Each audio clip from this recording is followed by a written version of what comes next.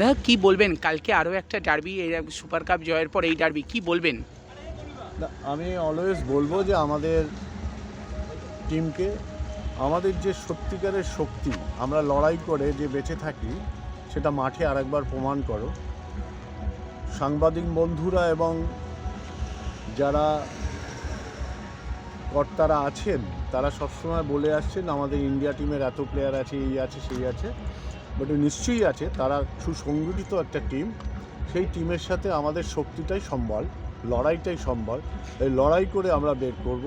যেটা অতীতের ম্যাচটায় হলো, সেই ম্যাচটাকে মাথায় রেখে এই ম্যাচটা যেন বের করে, সেটাই আমাদের একমাত্র উপদেশ থাকবে আমাদের টিমের জন্য।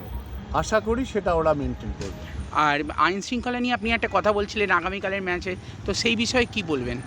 আইন শৃঙ্খলা আমার তো সবসময় প্রশাসনের কাছে এটা দাবি থাকে যে প্রত্যেকটা ম্যাচে আমাদের যেভাবে আমাদের সভ্য সমর্থকরা হ্যাটল হয়, সেটা যেন না হয়।